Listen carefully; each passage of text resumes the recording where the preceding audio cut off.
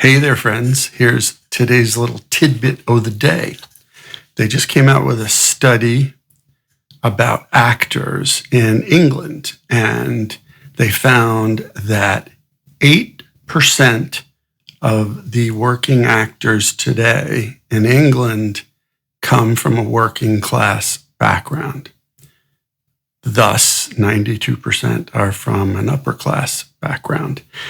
And the study also pointed out that 30 years ago, that number was 20% came from a working class background.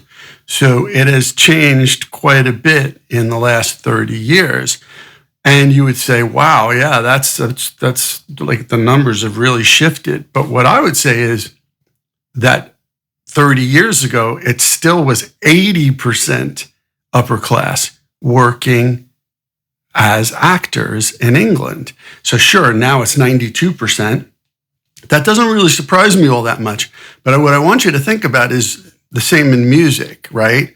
That if 30 years ago, 80% of the working actors in England were upper class and only 20% working class, then how did that translate to music? Because what I see in music today is a great deal more upper class kids getting record deals, putting records out, being successful musicians than ever.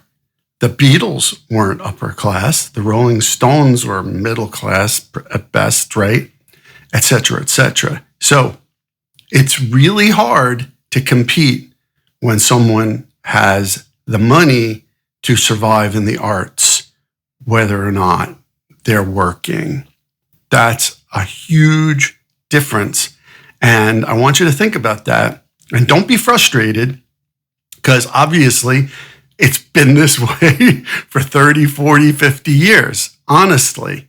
And I've been doing this my fourth decade, and I've seen this. But I think it's worse now. I think just like in actors, where it's 92% upper class and only 8% working class, it's probably that's what it is in music.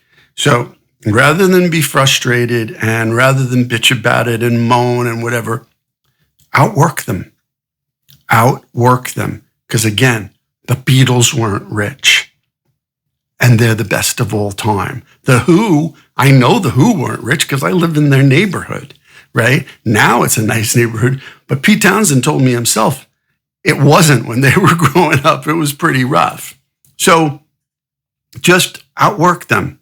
I think you have better stories to tell because of the grit and the grind and where you come from and how hard it is, and that you have to work harder and you have to put in more of an effort.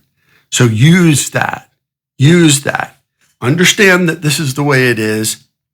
It actually should give you some perspective of where you fit in and maybe why some people are more successful than others, but use it.